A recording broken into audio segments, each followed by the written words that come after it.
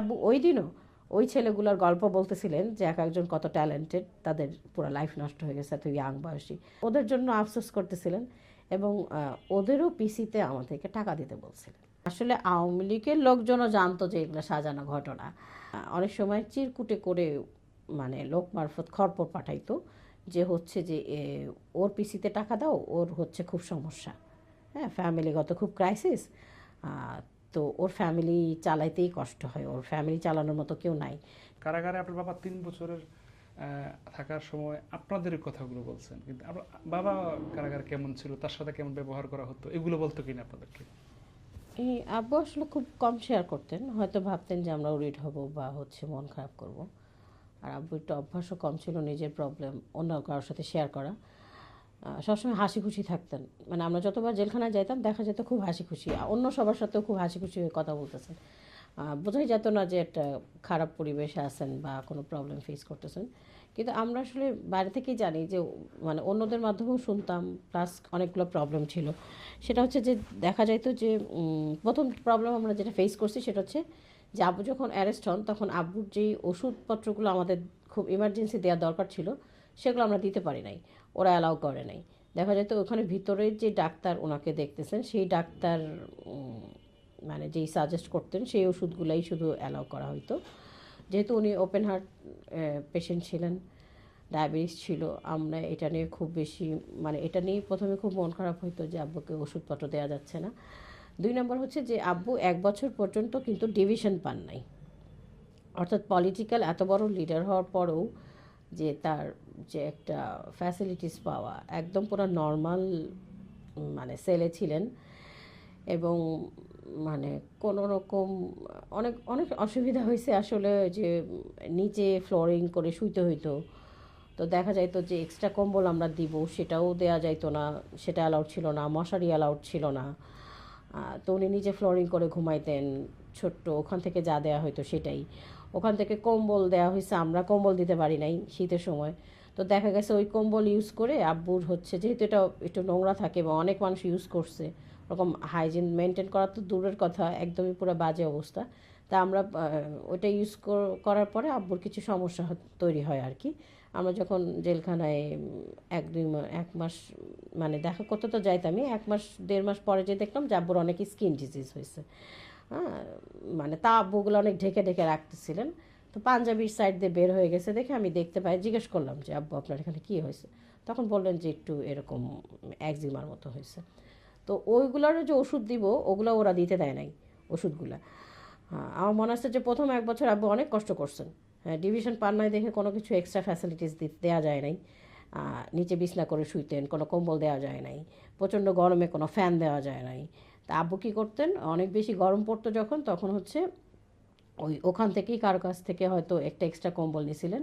সেই কম্বলও না, সরি, বস্তা বস্তা আব্বু ভিজায় রেখে জেল গেটের মানে ওনার যে সেল ছিল সেই সেলের দরজায় বা গরাতখানা যেই মানে যেই ইয়াটা দরজাটা আর কি ইয়ে দেওয়া, রডের ইয়ে দেওয়া, যে ওখানে উনি বস্তাটা ভিজায় রেখে ঝুলায় রাখতেন যাতে একটু হইলেও ঘরটা ঠান্ডা হয়, বা বাইরের বাতাসটা ওই ভিজাটার সাথে লেগে যাতে ঘরটা একটু ঠান্ডা হয়।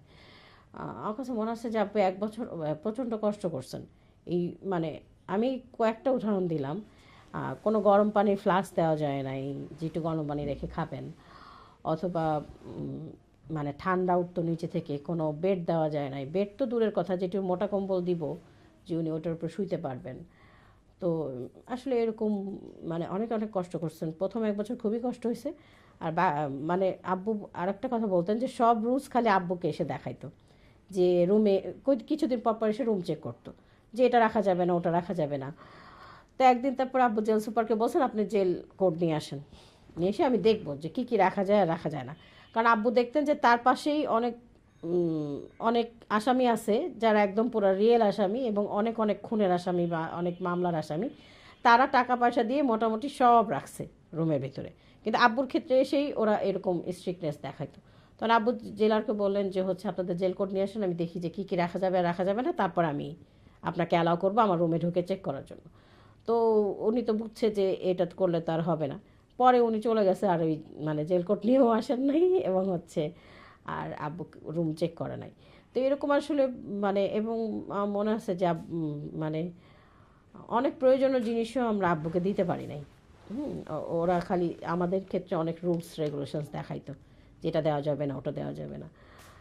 তো আব্বু যেহেতু মানে ওপেন হার্ট সার্জারি রুগী ছিলেন, ডায়াবেটিস ছিল, মানে অনেক কিছুই আসলে করা যায় নাই। ওখানে বেশ কষ্ট করেই ওনাকে মানে 3 বছর থাকতে হয়েছে। আচ্ছা, এসব বিষয়ে আপনার বাবা আসলে কি বলতেন যে ওনাকে এত কষ্ট দেওয়া হচ্ছে, এটা তো আপনারা বাহির থেকে বিভিন্ন মাধ্যমে জানতেন, যখন প্রশ্ন করতেন যে বাবা এটা কেন বলছেন না, বা তো এই এখানে পরিস্থিতি? এখানে আসলে হয়েছে কি যে আমরাও একটু এড়াই যাইতাম, উনিও এড়াই যাইতেন, যে আসলে দুই পক্ষই আসলে দুই পক্ষকে কষ্ট না দেওয়ার জন্য আর কি বিষয়টা। তা আমার আব্বু অনেক বেশি হাসি খুশি ছিলেন। উনি দেখা যেত যে এগুলাকে ওনার একটা খুব পজিটিভ বিষয় ছিল, যেটা আমরা ছোটোবেলা থেকেই পাইছি আমার আব্বু আম্মু দুজনের ভিতরে। ওনারা খুব পজিটিভ মেন্টালিটির মানুষ। যে কোনো জায়গায় যায় আব্বুর অ্যাডজাস্ট করে ফেলার অভ্যাস ছিল। দেখা যায় তো ওখানে যে উনি হয়তো ঘর নোংরা, আমাদের কাছে একদম ফুল ঝাড়া ঝাড়ু চাইছেন, মানে ঝুল ঝাড়া ঝাড়ু চাইছেন, মানে ওগুলা দিয়ে উনি নিজেই পরিষ্কার করে নিজে পরিষ্কার পরিচ্ছন্ন থাকার চেষ্টা করতেন। এবং হচ্ছে যে আমরা জেলখানায় গেলে ওনার কাছে কোনোদিন কোনো অভিযোগ শুনি নাই যে এটা পাওয়া নাই বা এরকম কষ্ট হচ্ছে বা কিছু। বরং আরও উল্টা দেখা যাইতো যে ওখানে আশেপাশে আমাদের যে পুলিশরা থাকতো, বিভিন্ন জেলখানার যেই কর্মচারীরা থাকতো, উনি আরও হেঁটে হেঁটে আমাদের মানে হেসে হেসে ওদের সাথে কথা বলতেন, আবার আমাদের সাথে পরিচয় করে দিতেন যে জানো ওর বাড়ি এখানে, ওর একটা ছোট বাচ্চা আছে, ওর বাড়ি ওখানে, ওর মা অসুস্থ। হ্যাঁ, এগুলো তো করতেনই। এমনকি হচ্ছে যে আমরা আব্বুকে পিসিতে টাকা দিতাম। জেলখানায় তো পিসিতে টাকা দেয়, যে সেই এক্সট্রা টাকা দিয়ে উনি কিছু ভালো মন্দ খেতে পারবেন। তো বেশিরভাগ সময় দেখা যেত যে আব্বুর পিসির টাকাটা আব্বু ওখানে বিডিআর হত্যাকাণ্ডের যারা শিকার, যাদের ফিনান্সিয়াল অবস্থা খুব খারাপ ছিল, অথবা কোনো ধরেন এমন আসামি যার আত্মীয় স্বজন আর খোঁজ নেয় না, জেলখানায় সে থাকে অনেক দিন, অনেক বছর ধরে আসে, তার ফিনান্সিয়াল অবস্থা খুব খারাপ, আব্বু দেখা যেত ওই পিসির টাকাগুলো ওদেরকে দিয়ে দিত ওদের প্রয়োজনীয় খরচ করার জন্য। তো এবং আব্বু জেলখানায় বসে বসে আমাদেরকে অনেক সময় চিরকুটে করে মানে লোক মারফত খড়পড় পাঠাইতো, যে হচ্ছে যে ওর পিসিতে টাকা দাও, ওর হচ্ছে খুব সমস্যা, হ্যাঁ ফ্যামিলিগত খুব ক্রাইসিস, তো ওর ফ্যামিলি চালাইতেই কষ্ট হয়, ওর ফ্যামিলি চালানোর মতো কেউ নাই। যেহেতু আমাদেরকে সংগঠন একটা অনেক বড় সাপোর্ট দিছে, আমাদের যেহেতু এগুলো নিয়ে একটু প্রবলেম কম ছিল, তা আব্বু দেখা যেত যে আব্বু নিজের প্রবলেমের চেয়ে ওইগুলো আব্বু বেশি ওরিড ছিল। এবং আমাদের মনে আছে যে আমরা এই 3 বছরে মনে হয় অসংখ্য মানুষ চিনি না যাদের পিসিতে টাকা দিয়ে আসছি। তখন তো রায় হয়ে গেছে, ফাঁসির আসামি? না, তখন ফাঁসির আসামি তখনও হন নাই আব্বু। বিচারাধীন। তখন মানে আব্বু তো প্রথমে 1 বছর এখানে ছিলেন কাশিমপুর কারাগারে, মানে ঢাকায়, তার চাঙ্খারপুলে। তারপরে হচ্ছে আব্বু মানে কাশিমপুর কারাগারে স্থানান্তর করা হয়। পরে ফাঁসির আদেশ হয়ে যাওয়ার পরেও আসলে কিছু ঘটনা আছে, যেমন ওখানে যখন যাবজ্জীবন চেঞ্জ করে ফাঁসির রায় দেওয়া হইল, তখন আব্বু খুব একটা অবাক হন নাই। ফাঁসির রায় হওয়ার পর প্রথম যেদিন আমরা দেখতে যাই, সেদিন মনে আছে যে আব্বুর সাথে জেএমবি নামে, মানে জেএমবির নাম দিয়ে সাজায় অ্যারেস্ট করা হয়েছিল কিছু ছেলেকে। তো আমরা যেদিন দেখতে যাই তখন ওই ছেলেটাও ছিল হচ্ছে যাবজ্জীবনের আসামি, আর আব্বু ছিল ফাঁসির রায় হওয়া আসামি। তো ফাঁসির রায় হওয়া আসামিকে ডিরেক্ট দেখা করতে দেয় না। আমরা আগে দেখা যাইতো যে এই রায় হওয়ার আগে সরাসরি বসে দেখা করতে পারতাম, কিন্তু রায় দিয়ে পড়ার পরে আমরা সরাসরি দেখা করতে পারি নাই। তো ফাঁসির রায় হয়ে যাওয়ার পরে আরও স্ট্রিক্ট ছিল, যে হচ্ছে আমাদেরকে পুরা আব্বুকে একটা রুমে রেখে আমরা বাইরে থেকে বেশ অনেকখানি দূরত্ব রেখে দেখা করতে হতো। মাঝখানে গ্রিল ছিল, ও পাশে একটা গ্রিল, এ পাশে একটা গ্রিল, এরকম করে দেখা করতে হতো। তো ফাঁসির আদেশ হয়ে যাওয়ার পর আমরা যেদিন প্রথম দেখা করতে যাই কাশিমপুর কারাগারে, সেদিন আব্বুকে খুব হাসি খুশি দেখলাম। তা আমার আম্মু একটু হাসি খুশি থাকার চেষ্টা করছে। তো আমার আম্মু অনেক পজিটিভ মেন্টালিটির মানুষ। তো আব্বুকে জিজ্ঞেস করলাম যে আব্বু, আমি এটা জিজ্ঞেস করি নাই, আমি আব্বু থেকে তাকাচ্ছিলাম যে আব্বু আসলে আমাদেরকে কী বলেন। তখন আব্বু বললো যে একটা মজার কথা কি জানো, সেটা হচ্ছে যে এই আমার অনেক দিন ধরে আমার তো ঘুম হয় না ভালো করে, কিন্তু ফাঁসির রায় হওয়ার পর থেকে আমার ভালো করে ঘুম হচ্ছে। হ্যাঁ, একদম এমন ঘুম হচ্ছে, গভীর ঘুম। তো ওটা শুনে আমি আর আম্মু খুবই অবাক হয়েছি যে আসলে উনি কি পরিমাণ নিশ্চিন্ত হয়ে গেছেন যে ঘুম হচ্ছে। আব্বু ওইরকম অবস্থায়ও জেএমবি যেই ছেলেগুলাকে আটক করা হয়েছিল বিনা দোষে, মামলা টামলা সাজায় জেএমবি সাজানো হয়েছিল, ও আমার মনে আছে যে আব্বু ওই দিনও ওই ছেলেগুলোর গল্প বলতেছিলেন যে এক একজন কত ট্যালেন্টেড, তাদের পুরো লাইফ নষ্ট হয়ে গেছে এত ইয়াং বয়সী। আমাদেরকে বলতেছিলেন যে আমার তো বয়স হয়ে গেছে, আমার তো আর দেশকে দেওয়ার কিছু নাই। হ্যাঁ, আমি একটা লং টাইম পলিটিক্সে ছিলাম, দেশকে দেওয়ার চেষ্টা করছি বা কাজ করার চেষ্টা করছি, কিন্তু এই ইয়াং ছেলেগুলোর জীবনটা নষ্ট হয়ে গেল। মানে ওদের জন্য আফসোস করতেছিলেন এবং ওদেরও পিসিতে আমাদেরকে টাকা দিতে বলছিলেন। হ্যাঁ, আমার কাছে এটা মনে আছে যে তখন আব্বুকে খুব একটা ওরিট দেখি নাই।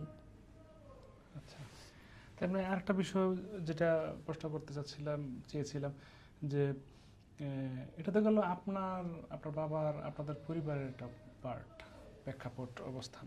কিন্তু যখন আপনারা বাইরে যেতেন বা আপনারা যে দূরাদূরি করতেন, দেখাও হতো হয়তো বা, যে আত্মীয় স্বজনদের সাথে আপনাদের সমন্বয়, কানেকশনটা কেমন ছিল, বা দেখা হলে পরিস্থিতি কি হতো? না, এখানে একটা মানে সারা বাংলাদেশে কিন্তু এটা একটা হিউজ ইম্প্যাক্ট পড়ছিল, যেহেতু আব্বুর এটা প্রথম রায় কার্যকর করা। আমার মনে আছে যে সংগঠনের ভাই বোনেরা আসলে খুবই শকড, কেউ আসলে চিন্তাই করে নাই এরকম মিথ্যা ইয়ের উপর ভিত্তি করে পুরো ফাঁসি কার্যকর করা হবে। তো সবাই আসলে অনেক বেশি শক ছিল। আর মানে আমার চাচারা খুব আঘাত পাইছিলেন, ওনাদের সবচেয়ে ছোট ভাই, আমাদের আত্মীয় স্বজন সবাই আসলে আমাদের সাথে যোগাযোগ ছিল। আমার মনে মানে এটা তো আসলে আমি এর আগেও বলছি যে হচ্ছে ওই দিন রাতেবেলায় কিন্তু আমাদের বাসায় অনেকজন মানুষ আমাদেরকে সান্ত্বনা দেওয়ার জন্য উপস্থিত হয়েছিলেন ফাঁসি কার্যকর করার পরই। হ্যাঁ, আমাদের পুরো বিল্ডিংয়ে সব অনেকে আসছিলেন, আমাদের আত্মীয় স্বজন তো ছিলই। সেদিন আমাদের প্রায় আমার কাজিন টাজিন সহ প্রায় বাসায় 21-22 জন ছেলে ছিল। তারপর হচ্ছে সংগঠনের বিভিন্ন ভাইরা আসছিলেন, বোনেরা আসছিলেন, খালাম্মারা আসছিলেন, সবাই আসছিলেন। আসলে সবাই যে খুব ভয় পাইছে বিষয়টা এরকমও না, সবাই আসলে খুব মানে আঘাত মেনে নেয় নাই, আসলে সবাই খুব শকড এবং সবাই খুব আঘাত পাইছে যে আসলে এরকম একজন ভালো মানুষকে যার বিরুদ্ধে কোনোদিন কোনো চার্জ হয় নাই, একটা মামলা পর্যন্ত হয় নাই, তাকে আসলে এরকম বিনা দোষে ফাঁসি দিয়ে ফেলাটা এটা আসলে শকড হয়েছে। এবং একটা কথা না বললেই না যে আসলে শুধু চেনা মানুষজন এরকম হয়েছে বিষয়টা এরকমই না। আমাদের বাসায় যেই আমাদের হেল্পিং হ্যান্ড কাজ করতো, ও মানে আমার শ্বশুর বাড়িতে আর কি আমার হেল্পিং হ্যান্ড ছিল, যে সে আবার জানতো না যে আমি আব্বুর মেয়ে। তো সে আমাদের বাসায়, আমি ওইখানে যাওয়ার পর আমার বাসায় আসলো, এসে যখন সে বলল তখন সে আমাকে বললো যে আমি তো জানি না যে আপনি তার মেয়ে, আমি তো ওনার জন্য অনেক কান্না করছি। হ্যাঁ, তো আসলে চেনা জানা নাই, এখনও আমরা শুনি অনেকের কাছ থেকে যে ওনারা অনেক মন খারাপ করছেন, অনেক কান্না করছেন। আমরা আসলে কখনো প্রবলেম ফেস করি নাই এটা নিয়ে। হ্যাঁ, এমনকি আমরা যে এলাকায় থাকি সেই এলাকায় এমন মানে আসলে আওয়ামী লীগের লোকজনও জানতো যে এগুলো সাজানো ঘটনা, মানে সাজানো ঘটনায় তাকে মামলা দেওয়া হয়েছে এবং সাজানো ঘটনা মামলার উপর ভিত্তি করে ফাঁসি দেওয়া হয়েছে। আমরা আমাদের দাদা বাড়িতে গেছি, সেখানে আমরা কোনো প্রবলেম ফেস করি নাই, কারণ ওরা নিজেরাই ছোটোবেলা থেকে আব্বুকে দেখছে। এমনকি 71-এ আব্বু ফরিদপুরেই ছিলেন, সবাই আশেপাশের মানুষজন দেখছে, সো ওরা তো সত্যি ঘটনা জানেই। আবার আমাদের এলাকায়ও আমরা একদম ছোটোবেলা থেকে বড় হয়েছি, তারা আব্বুকে মানে এলাকার বিভিন্ন প্রবলেমে আব্বুকে সাহায্য করতে বা সাহায্যকারী হিসেবে তারা পাইছে। আমাদের আশেপাশে প্রতিবেশীর সাথে আমাদের খুবই ভালো সম্পর্ক, তারাও আসলে এই জিনিসটা মেনে নিতে পারে নাই যে এরকম একজন ভালো মানুষকে এরকম করা হয়েছে। তো হচ্ছে মানে আমরা আসলে কোনো রকম প্রবলেম ফেস করি নাই যে কোনো মানুষ আমাদের সাথে সম্পর্ক রাখে নাই অথবা ইয়ে করে নাই, বরং উল্টাটা হয়েছে। মানে আমার আম্মুকে রেসপেক্ট করছে এবং মানে এখনও পর্যন্ত ওই রেসপেক্টটা সবার আছে।